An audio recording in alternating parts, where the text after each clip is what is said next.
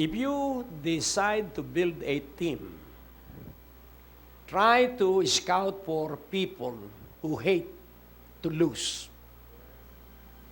If you cannot find one, then try to find people who love to win. Do you love to win? Do you hate to lose? Kung gayon, team tayo. Amen? Amen. Purihin ang Panginoon. Oh, ang Diyos po ay napakabuti. Ang sabi ni Elisha, nung siya ay may sakit na, sabi niya dun sa hari, kunin mo ang iyong pana at iyong itudlak. At kung saan lumapag yung aro o yung pana, iyong saksakin yung binagsakan nung pana. At pumunta yung hari at para lang siyang malambot, pak, pak, pak. Pag hindi mo po kinagalitan ang sakit, kapag hindi ka napuot sa kahirapan, mananatili ang kahirapan sa iyo. You have to decide and you have to have a hatred for poverty. A hatred for sickness. A hatred for disease. Hello? Decision po yan. Pananampalataya po yan. Conviction po yan. Commitment po yan. So ano po ba ang desisyon? Pinagpasyahan mo na hindi ka na magiging mahirap. Tingnan mo ang iyong katabi, sabihin mo hindi ka na malulugi. Desisyon mo yan. Amen? At pag sinabing conviction mo yan, nakakulong ka na ron, nakonbikta ka na. Pag ang isa pong linitis sa husgado ay pinagpasyahan na konbiktado, ikukulong na siya. Kaya ikay palalayain sa kahirapan at ikukulong ka sa kayamanan. If you are convicted, amen po ba? Babalik sa iyo ang bahay mo, magkakaroon ka ng sariling bahay bago magtapos ang taong ito. Amen, hallelujah. Oh, ikaw ay gagamitin ng Diyos sa isang makapangyarihang gamit. At ikaw ay tatangkilikin ng lahat ng taong ikukonekta ka ng Diyos. At ikaw matagal ka nang hinihintay ng Diyos, magpakaalam ka, may mangyayaring himala sa iyong buhay. At sa iyo rin.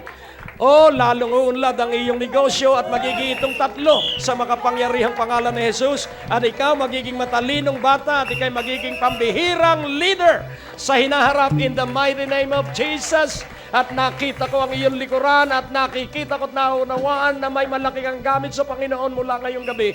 In Jesus' name, expect to receive revelation from the Lord. Receive revelation from the Lord. Receive.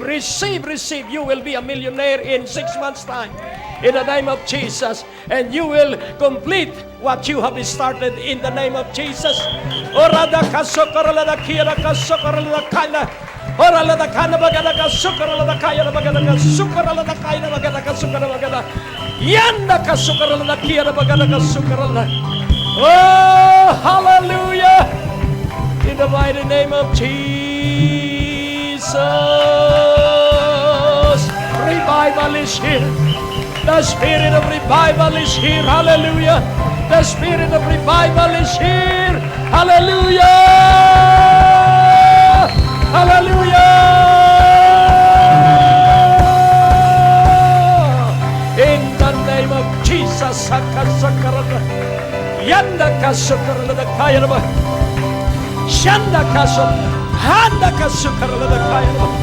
The anointing is here. The anointing is here in the name of Jesus. Whatever I touch, it will be the touch of the Lord. In Jesus' name, whatever I touch, in the name of Jesus. Oh, hallelujah. Oh, praise God. Hallelujah. Double touch, double anointing in the name of Jesus. If you receive twice as much, God will do twice as much in the name of Jesus. Oh,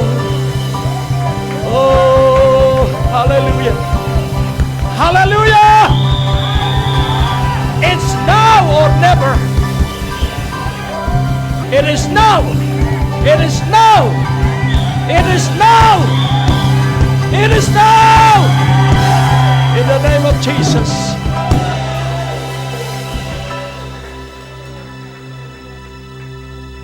Ang sabi ko habang ako'y nakadapa,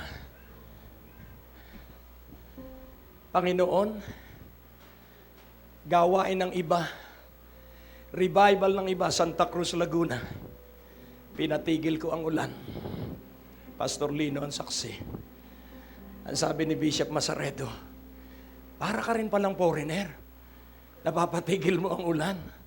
Sabi ko, Lord, ibalik mo nga po yung anointing na yun. Ngayong gabi, binalik yun. Panginoon, nung ako ay nasa Catholic Charismatic, hawakan ko lang, gumagaling. Ibalik mo nga po yun ngayon sa akin. It's now or never. Kung hindi mo ibabalik, patayin mo na lang ako. Hello. Dahil useless. Pero may salita siya. Bubuhayin kita. Dahil alam mo, napakahirap pong mag-develop ng lingkod ng Diyos. Hello? Dahil lahat po ng tao ay walang alam.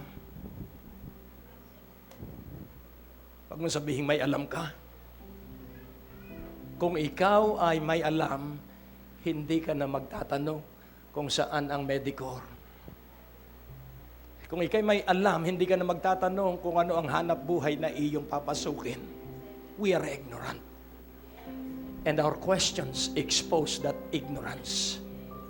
Tingnan mo ang iyong katabi. Sabihin mo ano ang mga katanungan mo sa Diyos.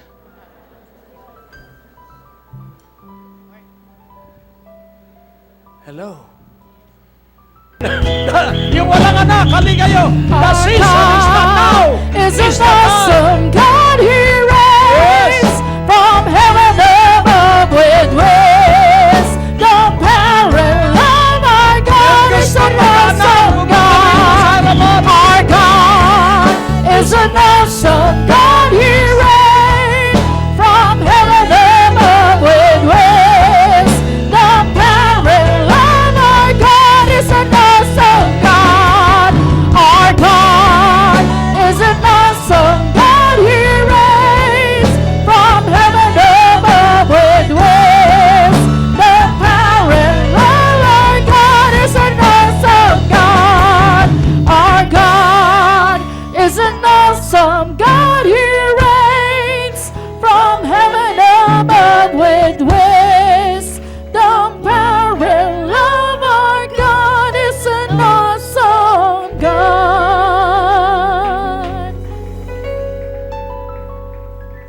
Salita ng Diyos ay nagbibigay ng malusog na utak sa buto. Kaya ngayong gabing ito, kayo sa pangalan ni Jesus ay tumanggap ng kagalingan at hindi na kayo magkakaroon pa ng anumang joints pain, ikayo ay pinalaya ng kapangyarihan ng salita ng Diyos. At tingnan mo ang Panginoong Hesukristo na nakasuot ng kasuotang puting-puti. And then in your imagination, touch the helm of His garment and receive wisdom. So see Jesus wearing a white clothing. Touch the helm of His garment. Hawakan mo ang laylayan ng kanyang suot na puting-puting baro. At sabihin mo, sige po, as you touch it, believe. Whatever your prayer request, believe. Believe that you receive it. That you receive it. Isang madaling araw, malaki ang problema ko. At binuksan ko ang TBN. At ang sabi ng preacher, unless you touch the helm of Jesus' garment, and if you touch, and when you touch the helm, then your problems will be solved. So I closed my eyes and touched the helm of His garment. and I receive the solution to my problem. So God's great investment multiplying through you. Meron ka pong kayamanang inilagay sa iyo ng Diyos. So again, pinahiran mo ng anointing oil for abundance and prosperity ang iyong ulunan. Kaya binuksan ng Diyos ang inyong isipan para makaunawa, mata upang makita ang hindi nakikita ng pangkaraniwang mata at tenga para marinig mo ang specific voice of the Lord. So tayo po'y manalangin at hilingin natin na mangyari ang lahat ng nakatakda. O Diyos, ikaw ay dakila, ikaw ay napakabuti at ikaw ay walang katulad. At parangalan mo at luwalhatiin ang iyong banal na pangalan. At tanggapin mo ang lahat ng kaluwalhatian sapagkat sa gawaing ito ng pagpaparangal sa iyo, kami ay iyong tinawag. Sa iyo ang lahat ng papuri at pasalamat sa makapangyarihang pangalan ni Jesus. Sabihin mo, the season, it is now. This is the it is now season. This is the it is now season. So your breakthrough is now. Your healing is now. Your prosperity and abundance is now. This is the season of the it is now. Amen? Hallelujah! Glory!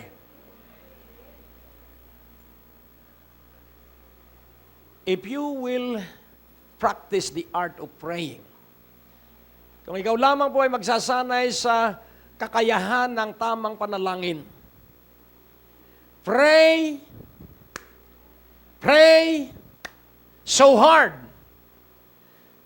as though everything depend on God. Amen. So do not stop after praying. Do everything as though everything depend on you. So pansinin po natin, si Moses, he is a prayerful man. Nakalulugod sa Diyos ang puso ni Moses. After more than 400 years, hinayaan niya na ang kanyang bayan ay maging busabo sa alipin. But before na ipahintulot ng Diyos na sila'y maging busabo sa alipin, He prepared a deliverer. And nais kong ipaunawa sa inyo na anuman ang iyong kalagayan, there is a deliverer for you. A special one. Magsanay kang hindi nagrireklamo. Magsanay kang hindi na mimintas. At magsanay ka na walang sama ng loob sa iyong puso at sa iyong isipan. Anumang sama ng loob, ito ang babara sa daloy ng iyong pagpapala.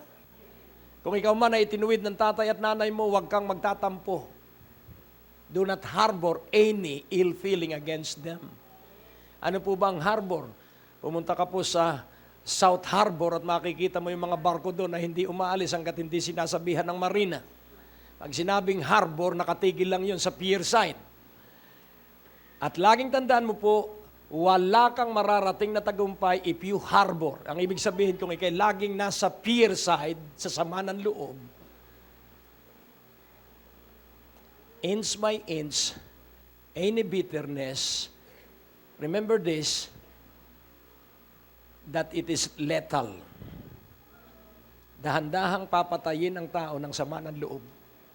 Tingnan mo ang iyong katabi. Anong nakikita mo sa kanya? May anointed eyes ka na ngayon. Hello? Sabihin mo sa kanya, pag magtatagal ka sa sama ng loob, magtatagal ang dating ng iyong pagpapalay. Nakatakda na ngayon. Amen? Kaya magpatawad ka na. Amen? Sabihin mo, ako'y nakapagpatawad na. Amen. Wala na akong sama ng loob kahit kapiraso. Ang Diyos po ay napakabuti. Amen. Oh, ngayon, yung iyong katabi as a gesture of forgiveness. Ano po, pinatatawad mo na yung iyong kamag-anak kung sino man o iyong pastor. Bigyan mo ng piso yung iyong katabi bilang isang palatandaan na ikay nagpatawad. Piso lang, piso. Ngayon, kung galante ka naman, gawin mo 10 piso. Basta piso. Amen? So, palatandaan na ikaw ay wala ng sama ng loob. Hallelujah! Amen! Sa tandaan mo ang masunurin, ang pinagpapala. Amen! Para ano pa at ako ay nakatayo sa inyong harapan kung hindi mo paniniwalaan lahat ng patnubay ng banal na Espiritu. Amen! Hallelujah! Amen! So there is now a release. Amen? There is now a release. Ngayon, kung narito yung taong iyong kinasasamaan ng loob, lapitan mo. At bigyan mo ng 10 piso. This is now a release. Amen? Hallelujah! Narito ba? Narito. Amen. Hallelujah. Tayo at iyong lapitan. At sabihin mo, inaalis ko na ang sama ng loob ko sa iyo. Ayan, may tumayo na. So tayo rin yung iba. Hallelujah. Purihin ang Panginoon. So ang layo nung kanya kinasasamaan ang loob. Palakpakan natin ang Diyos. There is now a release. Hallelujah. At tukoy na tukoy niya kung nasaan yung kinasasamaan niya ng loob. Hallelujah. Glory. There is now a release. Hallelujah. Baka ikay may sama rin ng loob, bigyan mo rin ng 10. Amen. Hallelujah. So, ang banal na Espiritu po ang may palatuntunan. Amen. Amen. So, very powerful. Ay 10 piso ang dala. Amen. Oh, purihin ang Panginoon. Palakpakan po natin ang Diyos. Hallelujah. Hallelujah. sa dalawang totoo. Amen. Oh, Jesus. Napakasaya po sa presensya ng Diyos. Ang iyo pong bibig ay nilikha para tumawa. Hindi para sumimangot. Amen. Hallelujah. Ngayon natin pong unawain. You can do all things through Christ who gives you strength. There is nothing impossible for those who believe God. You will never put to shame as long as you believe and trust in God. Hindi kayo lalagay ng Diyos sa kahihiyan hanggat ikay nagtitiwala at naniniwala sa Diyos. At sa lahat ng sumasampalataya kay Jesus, hindi sila ilalagay sa kahihiyan. At lahat ng naniniwala na magagawa nila ang lahat ng ipinagagawa sa kanila ng Diyos, ito po ang mangyayari sa iyo. At ang sabi ng Panginoon, the works that I do, you shall do. And even greater works than this, you shall do because I am going back to my Father. And nais ko pong ipaunawa that the greatest investment multiplying through you. And the greatest investment of God is Jesus. The Creator died for the creation. Wow! Ang manlilikha ay namatay para sa kanyang nilikha. At ano ang dahilan at layunin ng Diyos kung bakit siya ay nagkatawang tao? Para magkaroon siya ng maraming anak.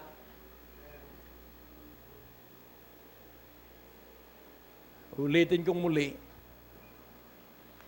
Para siya ay magkaroon ng maraming anak. Sa Matthew chapter 12, o John 12, verse 24. John 12, verse 24. Inyo pong unawaing mabuti ito sapagkat ito ang nakakonekta doon sa ipinagawa sa atin ng banal na Espiritu. Verily, verily, I say unto you, except a corn of wheat fall into the ground and die, it abideth alone, but if it die, it bringeth forth much fruits. So this is the investment.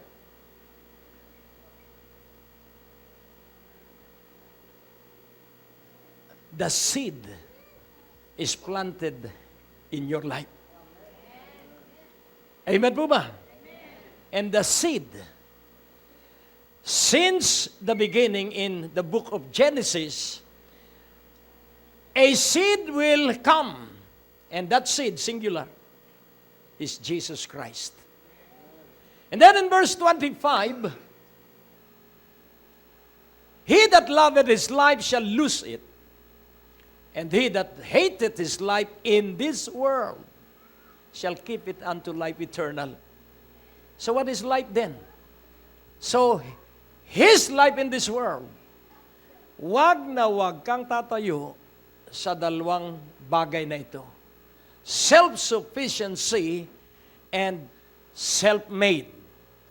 Wag kang tatayo dito sa dalawang ito na lagi kang akala mo ay kumpleto na. As long as we live, we will remain incomplete. Because if we are complete, God will take us out of the earths. Every day, portion upon portion of what we need will be supplied to all of us. We need God. Hindi naman sinabi ng Panginoon, kung kayo mananalangin, ganito kayo manalangin, ibigay nyo na po ang buong buhay kung kakainin ko. Ano ang sinabi ng Panginoon? Paano daw ang supply ng iyong pagkain? Araw-araw. Bakit kaya araw-araw? Sapagkat gusto ng Diyos na marinig na ikay humihingi. Amen po ba? Kaya unawain mo, laging may kulang ang bawat isa sa atin. Kahit may pera yung isang tao, wala naman siyang kaibigan. At meron namang isang tao, maraming kaibigan, wala naman siyang pera. Pero, pansinin po natin, bagamat kailangan ng pera, mas maganda po kahit kapo sa pera na maraming kaibigan. Hello? Sabihin mo, you need a friend. Kailangan mo ng kaibigan. Amen? Kaya kailangan ang mga mahal mo sa buhay, kaibigan mo. Amen? Huwag mong aawayin yan. Sapagkat sila ang gagamitin ng Diyos para ikay matulungan. Kaya ating unawaing mabuti. Kailangan natin ang Diyos. Sabihin mo sa iyong sarili, ako, kailangan ko ang Diyos. I want ko sa inyo. Kailangan ko ang Diyos. Kailangan mo rin ba ang Diyos? Itanong mo nga sa iyong katabi, kailangan mo rin ba ang Diyos? At ang pangalawang tanong, gaano kalaki ang pangangailangan mo sa Diyos? How big is your need that it will push you to always go to God every day? Gaano ba yung laki ng pangangailangan mo na ito itinutulak ka para lalo kang lumapit sa Diyos? Ang lahat po ng kabiguan ay kasangkapan para ilapit tayo sa Diyos. Kaya kung walang-wala ka, ikaw ay matutong humingi sa Diyos. Matutong makipag-usap sa Diyos. At ang sabi niya kay Isaias, sabihin mo sa aking bayan, magkatwiranan tayo. Let us reason together. So let us reason together. If I find out that you are right, then I will obey you. Sipisipin mo po, ang Diyos pa nagsabi, kung tama ang pangangatwiran mo, gagawin ko yung iyong katwiran. Nakukuha niyo po? Kaya nga ating unawain, napakabait ng ating Diyos. Sabihin mo, napakabait ng ating Diyos. Tatanungin kita, ikaw ba'y matalino? Isa po ako sa pastor dito sa Biyaya ng Diyos sa Las Piñas. Isa ako sa partner ng Biyaya ng Diyos. At isa po ako sa bunga ng Biyaya ng Diyos na ngayon ay nagsiserve na rin po sa Panginoon. And I love to give. And because of my giving, because of my faithfulness in giving my tithes and offering, my whole family are also faithful. At ngayon ay naranasan nila na hindi magkulang because of obeying the Word of God in giving. Tunay na ang prinsipyo at ang principles ng Diyos ay hindi natin pwedeng baguhin. Dahil ang lahat ng bagay ay sa Panginoon, and the Word of God is the highest authority, so kailangan yun po yung ating gawin. At dito po doon sa bagong pinagagawa rito, isa po ako dito sa poste na binibuild dito. Dahil 4 na poster po yung aking kinuha dito because I believe na ang Diyos ang nagsasalita kay Pastor Greg Durante. Ngayon po, meron po kaming FB na brand new. And then, our church still growing and growing because of the Word of God, because of His faithfulness, and because of my obedience, and continue obeying the Word of God. Kaya nararanasan ko ang kapangyarihan at katotohanan ng salita ng Diyos. Kaya hinahamon ko kayo, hindi isang pagkatalo ang pagbibigay sa Panginoon, bagkus ito ay isang opportunity to be blessed. It's an opportunity to serve the living God, the creator of heaven and earth. So, don't rob yourself. Give your tithes and offering, and you will see the overflowing blessing of God. I challenge you. Amen and amen. Tapos na naman po ang ating palatuntunan at nais po naming makarinig mula sa inyo. Maaari po kayo sumulat sa PO Box 4135 Manila o mag-text sa mga numero na nakikita nyo sa ating screen o tumawag sa mga telepono na inyo pong nakikita din sa ating mga screen at handa po kaming makarinig mula sa inyo ng patotoo ng pagpapalat, biyaya at tagumpay.